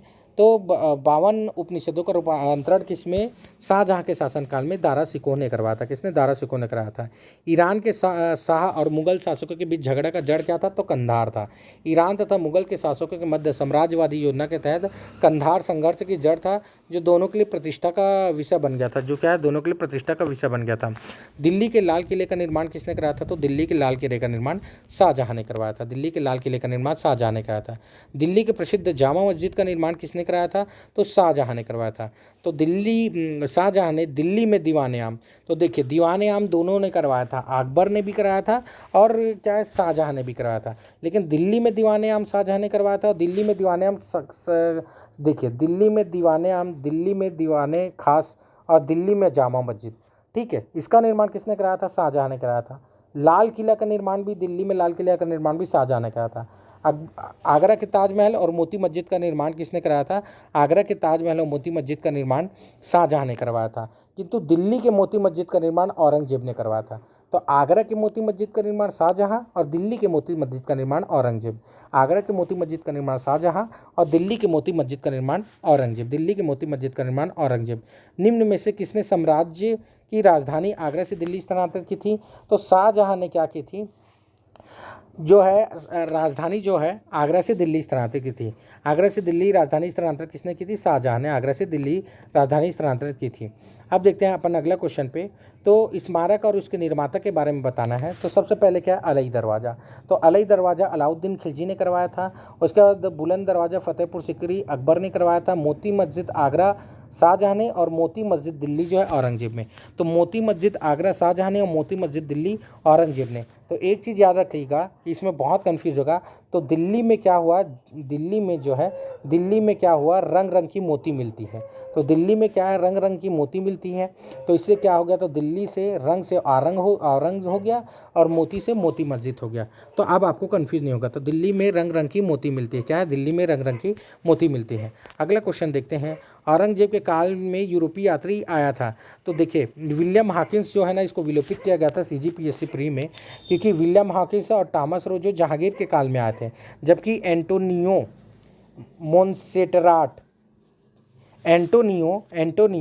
जो मोंसेराट जो है, एंटोनियो मोंसेराट पुर्तगाली पादर जो है अकबर के काल में आया था। तो मोंसोराट पुर्तगाली पादर किसके शासनकाल में आया था? अकबर के शासनकाल में आया था। अकबर के शासनकाल में मोंसो आया था। और पीटर मुंडी जो इटली का है वह शाहजहां के शासनकाल में आया था। पीटर मुंडी इटली शाहजहां के शासनकाल में आया था। निम्न में से कौन सी इमारत औरंगजेब के शासनकाल में निर्मित हुई है? तो कौन सी इमारत? आगरा की जो मोती मस्जिद जो है शाहजहां के शासनकाल में निर्मित नहीं हुई है। यहाँ नहीं हुई है पूछा है फ्रेंड। तो आगरा की मोती मस्जिद जो किसके शासनकाल में हुई थी? शाहजहां के शासनकाल में निर्मित हुई थी। जबकि औरंगजेब के शासनकाल में कौन कौन सी मस्जिद निर्मित हुई है देख लेते हैं, कौन कौन सी स्थापत्य कला है। तो देखिए सीजी वापम में ये क्वेश्चन पूछा है। तो दिल्ली का मैंने बताया था, दिल्ली में क्या मिली? मोती मिली। तो ठीक है, दिल्ली में मोती मिली। तो दिल्ली में रंग रंग की मोती मिली, तो लाल रंग की मोती मिली, याद रखिएगा। तो रंग से औरंगजेब हो गया। आगरा के किले की मोती मस्जिद तो शाहजहां के शासनकाल में हुई थी, मैं बता चुका हूँ। लाहौर में बादशाही मस्जिद और औरंगाबाद में बीबी का मकबरा। तो दिल्ली की मोती मस्जिद, लाहौर में बादशाही मस्जिद और औरंगाबाद में बीबी का मकबरा, ये किसके लिए कराया गया था? औरंगाबाद में कराया गया था। दक्षिण भारत में किस शासक ने ताजमहल की प्रतिकृति बनवाया था? तो औरंगजेब ने क्या किया था? ताजमहल की प्रतिकृति बनाया था। दक्षिण भारत में ताजमहल की प्रतिकृति किसने बनाया था? तो दक्षिण भारत में किस शासक ने ताजमहल की प्रतिकृति बनाया था? तो औरंगजेब ने। दक्षिण भारत के ताजमहल की प्रतिकृति बोल देगा तो औरंगजेब मार दीजिएगा। ठीक है, देखिए ये क्वेश्चन CGPSC में पूछ चुका है। निम्नलिखित में किस मुगल बादशाह को 2 बार राज्याभिषेक हुआ था? तो औरंगजेब का क्या है, 2 बार राज्याभिषेक हुआ था। औरंगजेब का क्या है, 2 बार राज्याभिषेक हुआ था। मुगल बादशाह औरंगजेब के उत्तराधिकारी युद्ध के तहत शामूगढ़ के युद्ध के बाद 1658 में आगरा में प्रथम बार राज्याभिषेक हुआ था। अगर आपसे पूछ लिया जाए कि औरंगजेब ने प्रथम बार राज्याभिषेक कब कराया था, तो आप बता दीजिएगा कि शामूगढ़ के युद्ध में। ठीक है, उसके बाद जब देवराई का युद्ध जीता था तो 1659 ईस्वी में दिल्ली में। तो देवराई का युद्ध जब जीता तो 1659 ईस्वी में दिल्ली में अबुल मुजफ्फर मोइनुद्दीन मुजफ्फर, तो क्या नाम से कराया था? दिल्ली 1959 ईस्वी में अबुल मुजफ्फर मोहिउद्दीन है मुजफ्फर अब्दुल मुजफ्फर मोहिउद्दीन मोहम्मद औरंगजेब बहादुर आलमगीरी बादशाह गाजी की उपाधि धारण कर मुगल बादशाह सिंहासन पर आसीन हुआ था। ठीक है, प्रसिद्ध बीवी का मकबरा कहाँ? तो औरंगाबाद में। औरंगाबाद में बीवी यानी रबिया दुरानी की याद में बीवी का मकबरा बनाया था। औरंगजेब ने क्या किया था? अपनी बीवी रबिया दुरानी की याद में बीवी का मकबरा बनाया, जिसे ब्लैक ताज कहा जाता है। तो ब्लैक ताज किसे कहा जाता है? तो बीवी का मकबरा, देखिए ब से बीवी और बा से ब्लैक ताज, ब से बीवी और बा से ब्लैक ताज, तो बीवी का मकबरा है ब्लैक ताज। ठीक है, औरंगाबाद में स्थित है। इसे ताजमहल की प्रतिकृति भी कहा जाता है। तो ताजमहल की प्रतिकृति भी इसे कहा जाता है। अगला क्वेश्चन अपन देखते हैं, धर्मठ का युद्ध किनके किनके बीच में लड़ा गया था? तो औरंगजेब और दारा शिकोह। तो धर्मठ का युद्ध किनके किनके बीच में लड़ा गया था? तो औरंगजेब और दारा शिकोह के बीच में लड़ा गया था। शाहजहां की बीमारी होने के पश्चात इनके 4 पितरों के मध्य क्या हो गया था? उत्तराधिकारी युद्ध प्रारंभ हो गया था। तो जिसमें धर्मठ का युद्ध जो है 1658 ईस्वी में औरंगजेब दारा शिकोह के मध्य इस युद्ध में जोधपुर के राजा जसवंत सिंह ने दारा शिकोह की तरफ से तथा मुराद ने औरंगजेब की तरफ से युद्ध में भाग लिया था। तो जोधपुर के राजा कौन थे? दसवंत सिंह ने जो है दारा शिकोह के मध्य तरफ से भाग लिया था। तो जोधपुर के राजा दसवंत सिंह ने क्या किया था? दारा शिकोह की तरफ से भाग लिया था और मुराद ने औरंगजेब की तरफ से भाग लिया था। शामूगढ़ का युद्ध जो है 1658 ईस्वी में और देवराई का युद्ध 1659 ईस्वी में हुआ था। ठीक है, तो किस मुगल बादशाह को जिंदा पीर कहा जाता था? औरंगजेब को जिंदा पीर कहा जाता था। औरंगजेब ने अपनी नीतियों के कारण स्वयं को जिंदा पीर कहता था। औरंगजेब नीतियों के कारण स्वयं को जिंदा पीर कहता था और उसने सेना में सर्वाधिक हिंदू व्यक्ति की नियुक्ति की थी। तो एक चीज़ बता दूं फ्रेंड औरंगजेब के बारे में आपको कि सर्वाधिक हिंदू व्यक्ति जो थे या हिंदू सेनापति जो थे या उच्च पदों पर कौन थे? सर्वाधिक हिंदू व्यक्ति कौन थे? वो जो औरंगजेब के समय में थे। किसके समय में? औरंगजेब के समय में थे। औरंगजेब ने बीजापुर की विजय कब की थी? तो औरंगजेब ने 1686 में बीजापुर से विजय की थी। ये भी क्वेश्चन बहुत बार पूछ चुका है। तो 1686 में बीजापुर के शासक आदिल शाह को पराजित कर मुगल साम्राज्य में मिला लिया गया था। तो उस समय बीजापुर का शासक कौन था? आदिल शाह था। कौन था? आदिल शाह था। 1687 में गोलकुंडा के शासक अब्दुल हसन को पराजित कराया था। तो 1686 में आदिल शाह को और 1687 में गोलकुंडा को। 1687 में गोलकुंडा को क्या किया था? 1686 में बीजापुर के शासक आदिल शाह को और 1687 में अबुल हसन को। 1687 में अबुल हसन को औरंगजेब ने क्या किया था? औरंगजेब ने पराजित किया था तथा मुगल साम्राज्य में मिला दिया था। किस बादशाह के अंतर्गत मुगल सेना में सर्वाधिक हिंदू सेनापति थे? तो हिंदू सेनापति औरंगजेब के शासनकाल में थे। जजिया किसके शासनकाल में पुनः लागू किया गया था? तो औरंगजेब के। अकबर द्वारा 1564 ईस्वी में जजिया कर को क्या है? समाप्त कर दिया गया था। किसके द्वारा? अकबर के द्वारा। तत्पश्चात 125 वर्ष के बाद औरंगजेब ने 1689 ईस्वी में जजिया कर लगा दिया था। कैसे? 1689 ईस्वी में जजिया कर लगा दिया था। अब देखते हैं अपन अगला क्वेश्चन पे, कौन सा मकबरा द्वितीय ताजमहल कहा जाता है? तो राबिया उर्द दौरानी का मकबरा, जिसे बीबी का मकबरा भी या काला ताज भी कहा जाता है। मैं बता चुका हूँ आपको ये क्वेश्चन। तो दिल्ली के लाल किले में मोती मस्जिद का निर्माण किसने कराया था? तो दिल्ली के लाल किले में मोती मस्जिद का निर्माण बोलेंगे ना तो फ्रेंड औरंगजेब ने। तो दिल्ली के मोती मस्जिद का निर्माण जो औरंगजेब ने कराया था, जबकि आगरा की मोती मस्जिद का निर्माण शाहजहां ने करवाया था। ठीक है, संत रामदास को किसके शासनकाल से संबंधित किया जाता है? तो औरंगजेब के शासनकाल से संत रामदास को संबंधित किया जाता है। ठीक है, संत रामदास महाराष्ट्र के एक महान संत थे, जिनका जन्म 1606 ईस्वी में तथा मृत्यु 1682 ईस्वी में हुआ था, जो मराठा शासक शिवाजी के आध्यात्मिक गुरु थे। तो संत रामदास क्या थे? आध्यात्मिक गुरु। अगर पूछ लिया जाए कि शिवाजी के आध्यात्मिक गुरु कौन थे, तो रामदास जो थे महाराष्ट्र के, वो शिवाजी के आध्यात्मिक गुरु थे और औरंगजेब के समकालीन थे। और क्या थे? औरंगजेब के समकालीन थे। जबकि चौथे सिख गुरु रामदास अकबर के समकालीन थे। तो चौथे सिख गुरु रामदास जो अकबर के समकालीन थे। तो ये बहुत कंफ्यूज करेगा फ्रेंड्स। तो एक चीज़ याद रखिएगा, जब संत रामदास बोलेगा ना तो आप क्या मार लीजिएगा? औरंगजेब। ठीक है, जो शिवाजी के आध्यात्मिक गुरु थे, संत रामदास बोलेगा। लेकिन जो है गुरु रामदास बोलेगा ना तो अकबर मार लीजिएगा। तो एक चीज़ ध्यान रख लीजिएगा, गुरु रामदास बोलेगा तो अकबर मारना, जबकि संत रामदास बोलेगा तो क्या मारना है आपको? संत रामदास बोलेगा तो आपको औरंगजेब मारना है। ठीक है। मेवाड़ के किस राणा ने औरंगजेब से युद्ध लड़ा था? तो राणा अजीत सिंह ने क्या किया था? राणा अजीत सिंह ने औरंगजेब से युद्ध लड़ा था।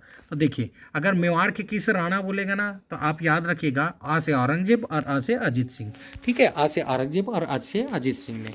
औरंगजेब के शासन में निम्न वर्ग राजकीय पेशों से वंचित,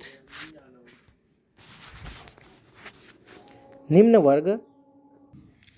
तो औरंगजेब के शासनकाल में क्या है कि औरंगजेब के शासनकाल में निम्न वर्ग राजकीय पेशों से वंचित नहीं किया गया था। तो देखिए, पठान, राजपूत और मराठों को क्या किया गया था? राजकीय पेशे से वंचित नहीं किया गया था। ठीक है। अब आते हैं उद्धव बैरागी विद्रोह। उद्धव बैरागी विद्रोह निम्नलिखित में से किसकी नीतियों के विरुद्ध था? तो औरंगजेब की नीतियों के विरुद्ध था। ये भी देख लीजिए, सीजीपीएससी में क्वेश्चन पूछ चुका है। तो उद्धव बैरागी विद्रोह औरंगजेब के विरुद्ध था, औरंगजेब की नीतियों के विरुद्ध था। ठीक है, उद्धव बैरागी विद्रोह। ठीक है। अब आते हैं अगले क्वेश्चन में। तो देखिए, इसके मुगल साम्राज्य की कुछ संस्कृति के बारे में देख रहे थे। यहाँ से भी क्वेश्चन पूछता है। तो मैं सिर्फ फ्रेंड बता रहा हूँ, 1.5 से 2 घंटे का वीडियो है ये, इसमें पूरा मुगल साम्राज्य को कंप्लीट किया हूँ। ठीक है। मुगल काल में फौजदार निम्न में से किस इकाई प्रशासन का प्रमुख होता था? तो फौजदार इकाई का प्रशासन का प्रमुख कौन होता था? सरकार। तो मुगल काल में फौजदार एक प्रकार की पुलिस अधिकारी था। तो फौजदार क्या था? एक प्रकार का पुलिस अधिकारी था जो सरकार नगर का प्रमुख होता था। तो इसमें ये क्वेश्चन पूछा गया है कि फौजदार किस प्रशासनिक इकाई का प्रमुख होता था? ठीक है, तो ये सरकार का होता था।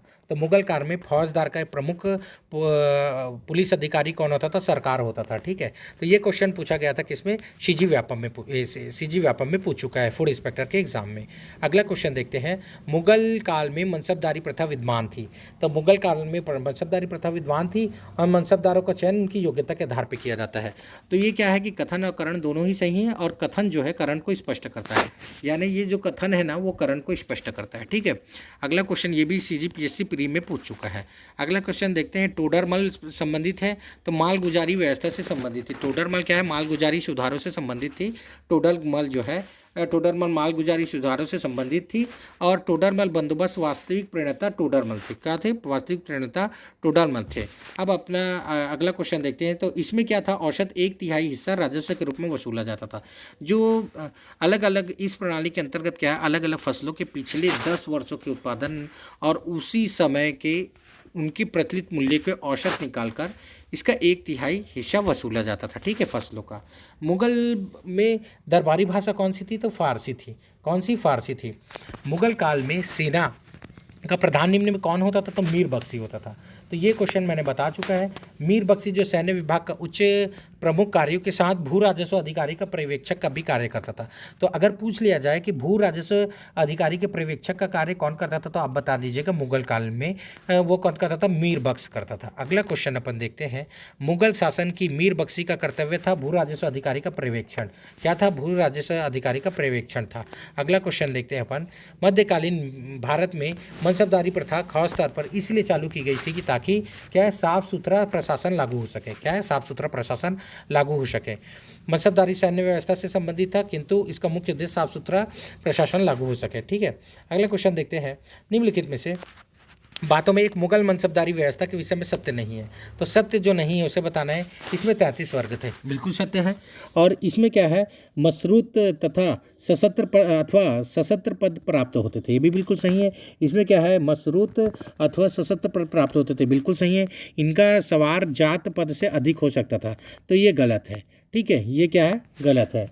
जबकि समस्त कार्यकारी एवं सैन्य अधिकारियों का मनसब प्रदान किए जाते थे। तो ये सही। तो कौन कौन से सही? इसमें 33 वर्ग होते थे, इसमें मशरूत अथवा सशस्त्र पद प्राप्त होते थे, और समस्त कार्यकारी एवं सैन्य अधिकारी का मनसब प्रदान किए जाते थे। ये सही है। ठीक है।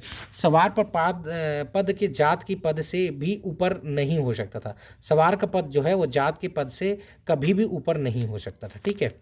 अब आते अपन अगले क्वेश्चन पे। मुगल भारत की राज्य का आय का प्रमुख स्रोत क्या था? भू राजस्व। क्या था? भू राजस्व था। अगला क्वेश्चन देखते हैं। अब इसमें इसके सांस्कृतिक के बारे में देख लेते हैं मुगल साम्राज्य के। ठीक है। अधोलिखित में से कौन से एक दारा सिक्कों की रचना है? तो मजम उल बहनैन। मजम उल बहनैन जो है दारा सिक्कों की रचना है। ये CGPSC प्री में पूछ चुका है। तो मज उल बहनैन क्या है? दारा सिक्कों की रचना कौन सी है? तो मजम उल बहनैन जो है वह दारा सिक्कों की रचना है। मजम उल बहनैन जो है वो दारा सिक्कों की रचना है। उसके बाद तबकादे नासरी कौन लिखा था? मिनाल उस सिराज। ये क्वेश्चन अभी ही जो व्यापम द्वारा पेपर लिया गया था ऑडिटर का, उसमें पूछा गया है फ्रेंड। तबकादे नासरी के लेखक कौन है? मिनहाल उस सिराज। ठीक है। किताब उल हिंद लेखक के कौन है? अल बरूनी और तहकीक हिंद अल बरूनी। किताब उल हिंद और तहकीक हिंद के लेखक कौन है? अल बरूनी है। मजम उल बहनैन के लेखक कौन है? दारा सिक्कों। मजम उल बहनैन के लेखक कौन है? तो मजम उल बहनैन के लेखक जो है वह दारा सिक्कों है। मजम उल बहनैन के लेखक दारा सिक्कों है। किस मुगल विद्वान ने सर्रे अकबर नामक कृति को तैयार किया था? तो दारा सिक्कों ने क्या किया था? सर्रे अकबर नाम की कृति को क्या किया था? तैयार किया था। ये भी क्वेश्चन CGPSC मेंस में पूछ चुका है। अगला क्वेश्चन देखते हैं अपन। निम्न में से आईने अकबरी के लेखक कौन थे? तो अबुल फजल जो है आईने अकबरी के लेखक थे। तो आईने अकबरी के लेखक अबुल फजल जो है फजल की रचना की थी। यह एक ग्रंथ फ्रांसीसी भाषा में थी। अकबरकालीन प्रशासन का महत्वपूर्ण साहित्यिक स्रोत है। इसे 3 खंडों में है। अंतिम खंड अकबरनामा अधिक प्रसिद्ध है। अंतिम खंड क्या है? 3 खंड में है। आईने अकबरी 3 खंडों में है। अंतिम खंड अकबरनामा जो है अधिक प्रसिद्ध है। अकबरनामा के तीसरे जिल्द को आईने अकबरी के नाम से जाना जाता है। तीसरे जिल्द को अकबर आइनरी के नाम से जाना जाता है। ठीक है। निम्न में से कौन सा तारीखे शेरशाही के लेखक था? तो अब्बास शेरवानी जो है ये व्यापम में पूछ चुका है। ये क्वेश्चन देख लीजिए। तारीखे से शेरशाही का लेखक कौन था? अब्बास शेरवानी जो है तारीखे शेरशाही का लेखक था। तो तारीखे शेरशाही का लेखक कौन था? अब्बास शेरवानी। तो तारीखे शेरशाही अब्बास शेरवानी की रचना थी, जिसमें शेरशाह सूरी की प्रशासन की जानकारी प्राप्त होती है। शेरवानी शेरशाह के दरबार में वाकनाविस थे। तो शेरवानी क्या थे? शेरवानी जो थे शेरशाह के दरबार में वाकनाविस थे। कौन थे? वाकनाविस थे। शाहजहां के लेखक कौन है? तो शाहजहांनामा के लेखक है इनायत खां। शाहजहांनामा के लेखक कौन है? इनायत खां है। तो शाहजहांनामा एक ऐतिहासिक कृति है जिसे प्रसिद्ध इनायत खां ने लिखा है। यह बादशाह औरंगजेब के शासनकाल के 10 वर्षों की जानकारी प्रदान करती है। ठीक है। तो शाहजहांनामा, तो शाहजहांनामा के लेखक कौन है? इनायत खां है। याद रखिएगा। शाहजहांनामा लेखक कौन है? इनायत खां है, जो औरंगजेब के शासनकाल के 10 वर्षों की जानकारी प्रदान करता है। जो औरंगजेब के शासनकाल के 10 वर्षों की जानकारी प्रदान करता है। इस ग्रंथ में कीमतें बढ़ने और खेती के हालात बिगड़ने का उल्लेख है। कीमतें बढ़ने और खेती के बढ़ने के हालात का उल्लेख है। तो इसमें एक चीज़ और याद रखिएगा। तो इनायत खां जो है वह शाहजहांनामा की लेखक है, और शाहजहांनामा जो है औरंगजेब के शासनकाल से संबंधित है। ठीक है। अगला क्वेश्चन अपन देखते हैं। मुगल काल में निम्न में से किस महिला ने ऐतिहासिक विवरण लिखे हैं? तो गुलबदन बेगम ने हुमायूंनामा की रचना की है। ठीक है। गुलबदन बेगम ने हुमायूंनामा की रचना की है। अगला क्वेश्चन है हसन निजामी। तो ताजुल नासिर, ये भी क्वेश्चन सेम क्वेश्चन पूछा था फ्रेंड्स अभी व्यापम के एग्जाम में। तो हसन निजामी क्या है? ताजुल नासिर हसन निजामी है। ताजुल नासिर हसन निजामी है। उसके बाद ख्वादमीर जो है उसके लेखक कौन? हुमायूंनामा के लेखक कौन है? ख्वादमीर जो है हुमायूंनामा के लेखक है। उसके बाद क्या है? मोहम्मद काजिन आलमगीर नामा के लेखक कौन है? मोहम्मद काजिन जो है आलमगीर नामा के लेखक मोहम्मद काजिन जो है। और भीमसेन जो है वह भीमसेन कैसे है? नुक्स ए दिलखुशा के लेखक कौन है? भीमसेन है। नुक्स ए दिलखुशा के लेखक भीमसेन है। निम्नलिखित में से मुसलमान विद्वानों में से हिंदी साहित्य के लिए किसका सबसे अधिक महत्वपूर्ण योगदान है? तो अब्दुल रहीम खारखाना का। किसका? अब्दुल रहीम खारखाना का। अब्दुल रहीम खारखाना द्वारा अनुदित ग्रंथ बाबरनामा है। कौन कौन से बाबरनामा है और उनके कुछ और ग्रंथ देख लेते हैं। रामायण, महाभारत, पुराण तथा गीता जैसे ग्रंथों का कथानक के रूप में चुना है? तो रामायण, महाभारत, पुराण तथा गीता जैसे ग्रंथों का कथानक के रूप में कौन है? अब्दुल रहीम खार खाना ने किया है। भारत के ऐतिहासिक इतिहास के संदर्भ में अब्दुल हमीद लाहौरी कौन थे? तो अब्दुल रहीम हमीद लाहौरी तो कौन थे? शाहजहाँ के शासनकाल में एक राजकीय इतिहासकार थे। तो अब्दुल हमीद लाहौरी कौन थे? तो शाहजहाँ के शासनकाल में एक राजकीय इतिहासकार अब्दुल हमीद लाहौरी थे। अब्दुल हमीद लाहौरी एक यात्री तथा इतिहासकार थे जो शाहजहाँ के शासनकाल में भारत आए थे।